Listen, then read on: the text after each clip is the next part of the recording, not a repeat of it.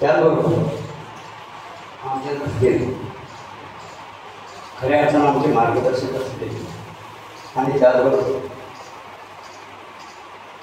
माझ्यासारखा क्षुल्लक व्यक्ती जेव्हा बोलण्यासाठी उभा राहतो तर त्याला ऐकून घेण्यासाठी म्हणून आपण सर्वांची की इथं जी उपस्थिती लागते त्यानिमित्तानं आपण सर्व रसिक स्मृतवर्ग प्रेक्षक नागरिक आणि उपासक आणि खऱ्या अर्थाने या देशाचे साक्षीदार नागरिक, या देशाच्या प्रगतीचे साक्षीदार नागरिक, या देशाच्या स्वातंत्र्याचे साक्षीदार नागरिक, विकासाचे साक्षीदार नागरिक आणि कमाल जागरूक नागरिक या नात्याने अगोदर तुम्हाला सुद्धा एक मनापासून एक अभिवादन करून दोन शब्द सांगण्याची आपणासमोर हिंमत करतो. कारण इथलं विद्यापीठ हे अशा पद्धतीचं आहे की त्या विद्यापीठाच्या समोर आपल्यासारख्या शिक्षक माणसाने तो उभं राहून काहीतरी व्यक्त करावं, काहीतरी सांगावं. इतक्या मोठं पातळीवरचा मी स्वतःला समजत नाही. त्याचबरोबर विचारशीलतेचा जर विचार केला तर खऱ्या अर्थाने मी तिथपर्यंत पोहोचतो की नाही पोहोचतो हा सुद्धा प्रश्न माझ्या मनात पडतो. Of there should be a question, should be arising in the mind of each and every person of the nation. प्रत्येकाच्या मनात हा प्रश्न उपस्थित झाला पाहिजे, मी कोण आहे, मी काय आहे.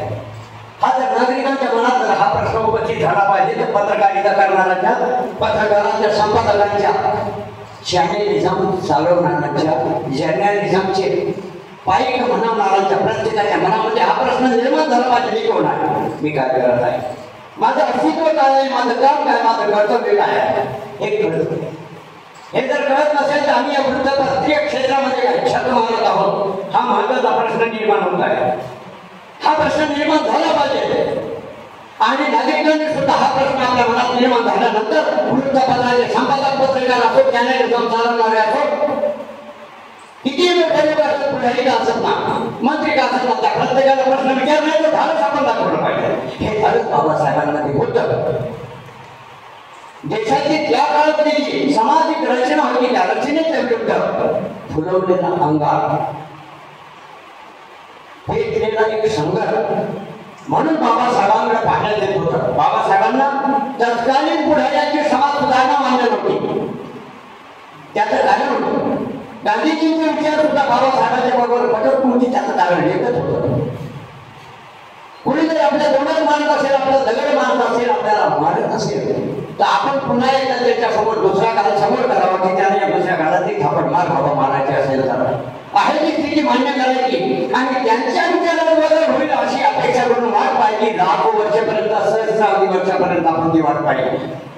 म्हणून बाबासाहेब म्हणतात एनलाइटन युअरसेल्फ, तुमच्या स्वतःमध्ये बदल निर्माण करा, परिवर्तन तुमच्यापासून सुरुवात करा. तुमच्या विचारात बदल झाला पाहिजे. तर स्टँडर्ड होऊन आपल्याला प्रसार केला विकृतन by noble science quality question of the survival for one and liberation of others Abraham Lincoln म्हणून केला. सैतानाने जर तुमच्या गळ्याला वगैरे मिठी मारली असेल तर तो सैतान आहे.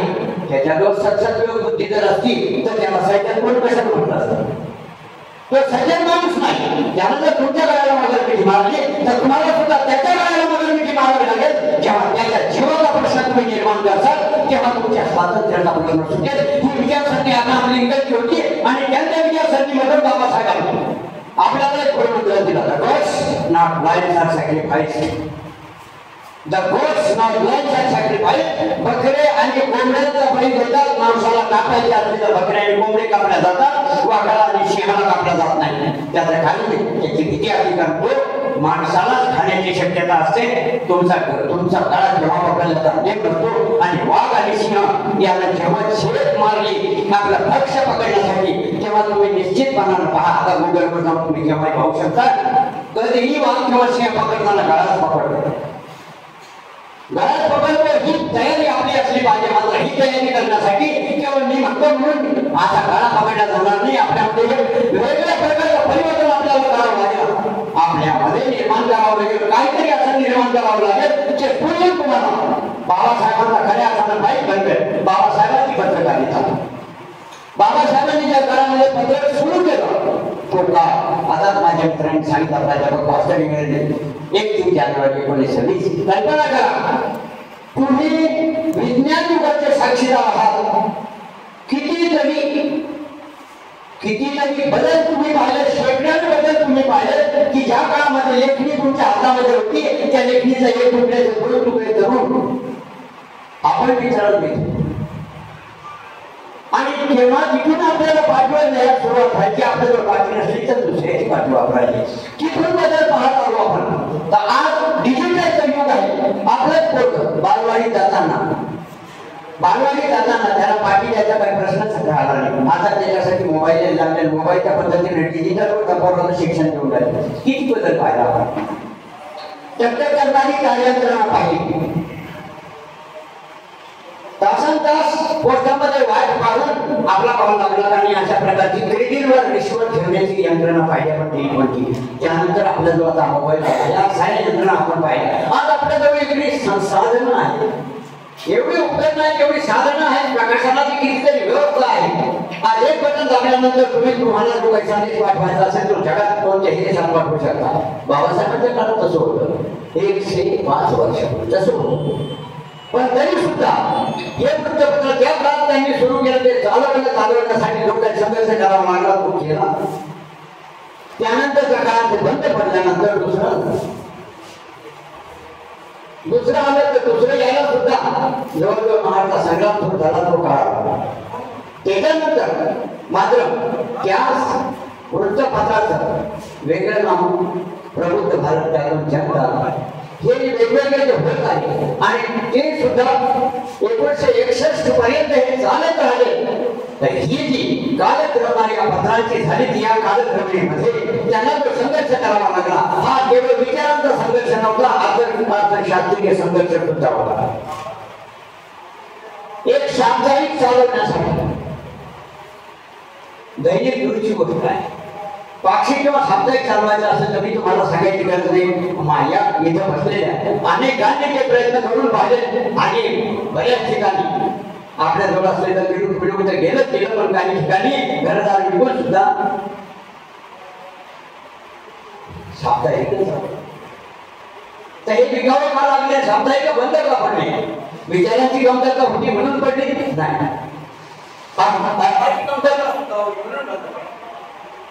या साऱ्या गोष्टींच्यासाठी आपण आपल्यात बदल करणं आवश्यक आहे. बाबासाहेबांनी पत्रकारिता आपण सांगतो, मात्र या पत्रकारितेचा आपल्या पूर्णपणे विचार केला पाहिजे, विचार झाला पाहिजे, आपल्यातून तो विचार झाला पाहिजे. त्यासाठी आपण त्याचं वाचन सुद्धा केलं पाहिजे. सुद्धा वाचन करून उपयोग नाही.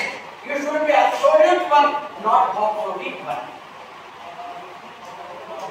ॲब्सोल्यूट वन म्हणजे तुम्ही निश्चितपणानं तुम्ही जे काही करून राहिले, तुम्ही जे काही विचार करता, तुम्ही जे काही लिहित असता, पत्रकारितेमध्ये जे जे काही तुम्ही करता हे निश्चितपणे तुम्हाला माहित असलं पाहिजे मी काय करतो आणि मी माझ्या विषयाची प्रामाणिक आहे का नाही, मी माझ्या वृत्तपत्राशी प्रामाणिक आहे का नाही, वृत्तपत्राशी मी प्रामाणिक असताना मी स्वतःशी किती प्रामाणिक आहे, मी माझ्या समाजाशी किती प्रामाणिक आहे. तर माझा समाज म्हणजे मी जैविकमध्ये जन्माला आलो, बौद्ध समाजात जन्माला आलो, हिंदू समाजात आलो, या देशाच्या मातीत मी जन्माला आलो, ज्या समाजात मी जन्माला आलो, ज्या समाजाच्या मातीमध्ये मी वाढलो, तर त्या मातीमध्ये कृपा करून एक करू नका नाही माझ्यासारख्या बोलायला इथं साजरा करत आहोत. या दिवसाचा साजरा करण्याचं खऱ्या अर्थानं श्रेय त्यावेळेस आपल्या पदरात पडेल जेव्हा आपण या विचारानं प्रेरित होऊन आपण त्या विचाराप्रमाणे आपल्यामध्ये बदल करू. माझ्या बोलण्यातून तुम्हाला 2 वेळेस ऐकायला मिळाले की आपण स्वतःशी किती प्रामाणिक आहोत, मी स्वतःशी किती प्रामाणिक आहे. हा प्रश्न जर प्रत्येकाला विचारला तर त्याचबरोबर हा प्रश्न येणार की मी मानव या नात्याने किती प्रामाणिक आहे, मी समाजाचा घटक या नात्याने किती प्रामाणिक आहे, मी देशाचा नागरिक या नात्याने किती प्रामाणिक आहे आणि मी पत्रकार या नात्याने किती प्रामाणिक आहे, मी बिझनेसमॅन या नात्याने किती प्रामाणिक आहे, मी व्यापारी या नात्याने किती प्रामाणिक आहे, मी एक साधारण नागरिक या नात्याने किती प्रामाणिक आहे. मी जर स्वतःशी प्रामाणिक नसेल तर मी समाजाचं भलं माझ्या हातून होणार नाही, देशाचं भलं होणार नाही, या मातीचं होणार नाही, कोणत्याही नागरिकाचं होणार नाही. आणि हे भलं व्हायचं असेल तर ते केवळ माझं होईल, माझं स्वतःच. आणि जेव्हा माणूस स्वतःपुरता केंद्रीभूत होतो तेव्हा स्वतःपुरता केंद्रीभूत झाल्यानंतर त्याला व्यक्तिगत त्याचा मतलब आणि त्याचा स्वार्थ साधण्याचं एकच उद्दिष्ट त्याच्यासमोर असते. आणि बाबासाहेबांच्या पत्रिकेमध्ये हा विषय कधीच नव्हता. समाजोद्धार हा विषय होता. You are the cream of the society. Bhaskarrao बाकीच्या गोष्टी पडून देतील. You are the brain of the society, you are the crane of the society. मला माहिती गरज नाही, माझा आवाज प्रत्येकाच्या कानापर्यंत जातो, नाही गेला त्याच्या कानाला जाऊन बोलायची हिंमत आहे. त्यांना ऐकलं पाहिजे ते, नाही तर त्यांनी इथे यायचं नाही आणि कोणाला बोलवायचं नाही. हे विचार ऐकले गेले पाहिजे. म्हणून म्हटलं की जॉन ड्रेडन नावाचा एक विद्वान, पाश्चात्य देशातला विद्वान म्हणतो, the balance mind is necessary to balance the mind of unbalance persons.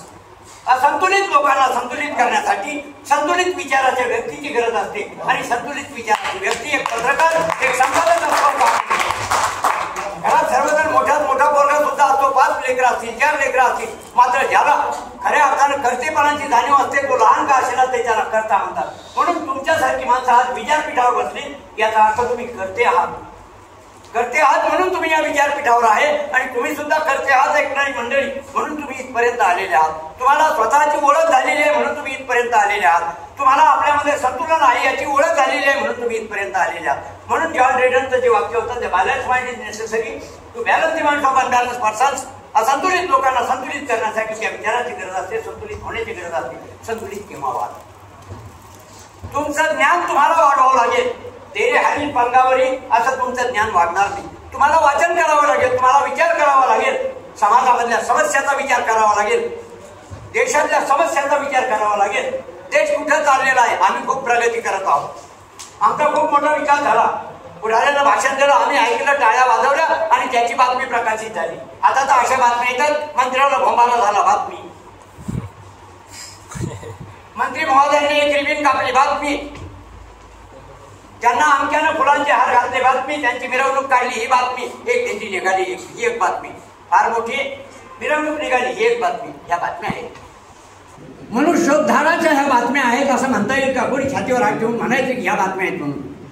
मग बातम्या कशाला म्हणायचं? बातम्या कशाला म्हणायचं? तर बाबासाहेबांची पत्रकारिता त्या काळामध्ये होती. केवळ बाबासाहेबांचीच नाही तर त्या काळामध्ये ज्यांच्या हाती पत्रकारितेची झेंडी होती, त्यांनी समाजाच्या उद्धाराच्या निमित्तानं जे काही लिखाण केलेलं आहे तर ती पत्रकारिता खऱ्या अर्थानं वाचण्याचं आपण ठरवलं पाहिजे आणि आपण ते वाचलं पाहिजे. तर ज्यामधून आपण खऱ्या अर्थाने पाहिलं पाहिजे की आपण खरंच whether we are absolute, we should be confident one, we should be confirm one. आपण निश्चित असलो पाहिजेत, माझ्या विचारावर मी निश्चित असलो पाहिजे आणि त्याचबरोबर मी एक अभ्यासू सुद्धा असलो पाहिजेत. माझ्याजवळ अध्ययन करण्याची माझी विचारशीलता असली पाहिजे, माझी तयारी असली पाहिजे, माझी मानसिकता असली पाहिजे, माझे प्रयत्न असले पाहिजेत, माझी धडपड असली पाहिजे, माझी चळवळ असली पाहिजे. हे आपल्यामध्ये निर्माण करावं लागेल. हे आपण निर्माण केलं पाहिजे. हे आपल्यामध्ये जर निर्माण होत नसेल तर असे पत्रकारिते बाबासाहेबांच्या पत्रकारितेवरचे असे कोणतेही सोहळे आपण साजरे केले तरी त्याचा काही उपयोग होणार नाही. म्हणून आपण स्वतःचं केंद्रीकरण करत असताना बाबासाहेबांच्या काळामध्ये त्यांनी जो संघर्ष उभा केला ही पत्रकारिता चालवण्यासाठी, त्यांनी ज्या हाताळणी केली ज्या विषयांची, ते विषय सुद्धा आपण विचारात घेतले पाहिजे.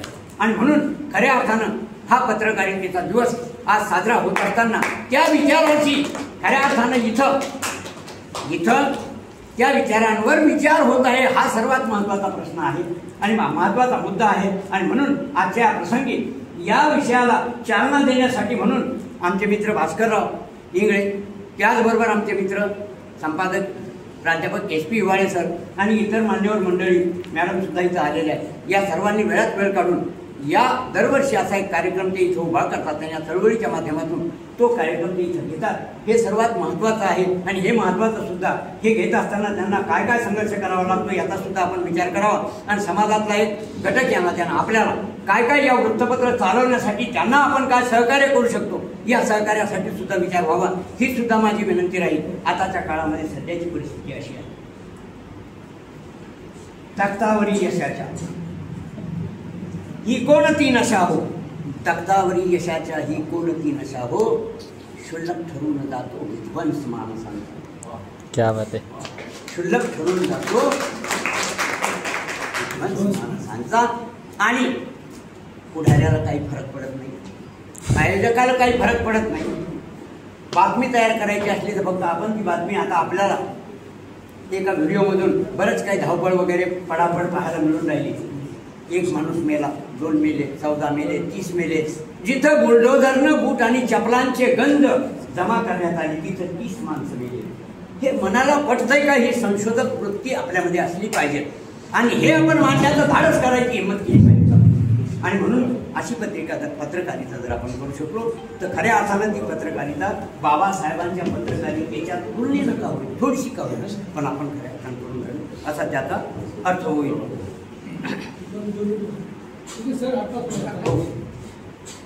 आजच्या या प्रसंगी मला इथं निमंत्रित केलं आणि बोलण्याची संधी दिली.